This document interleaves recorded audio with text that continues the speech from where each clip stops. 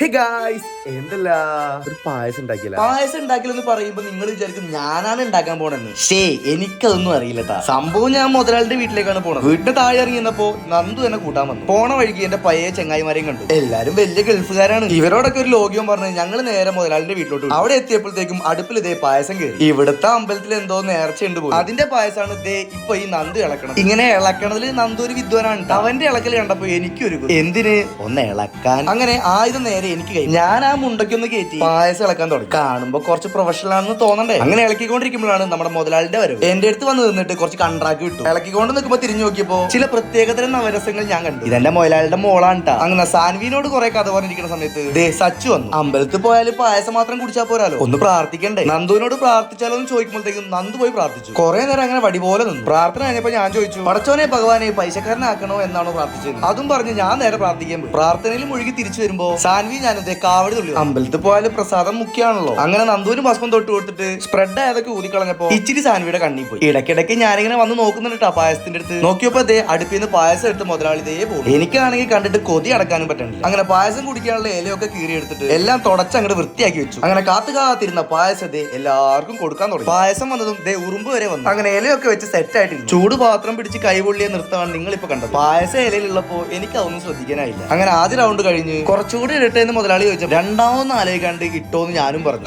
ഇതൊക്കെയല്ല ഒരു മനസുഖം. അങ്ങനെ പരിപാടി എല്ലാം കഴിഞ്ഞ് ഞാനും നന്ദു അവിടുന്ന് ഇറങ്ങി. ഡെയിലി വ്ലോഗ് ഇപ്പൊ കുറവാണ്, വേറെ ഒന്നുമല്ല, ഡെയിലി പണിക്ക് പോവാണ്. എന്നാലും മാക്സിമം മുടങ്ങാതെ ഞാൻ വ്ലോഗ് ഇടാട്ടാ. അങ്ങനെ അതും കഴിഞ്ഞ് ഞാൻ നേരെ വീട്ടിലേക്ക് പോയി. വീട്ടിലെത്തിയപ്പോ എന്റെ മരുവന്റെ വകയുള്ള ചിക്കൻ കറി. അടുത്ത വ്ലോഗ് ഡിലേ ആയിട്ടുണ്ടെങ്കിൽ ഒന്നും വിചാരിക്കേണ്ട, ഞാൻ ഹോസ്പിറ്റലായിരിക്കും. അപ്പൊ സൈനിങ് ഔട്ട്.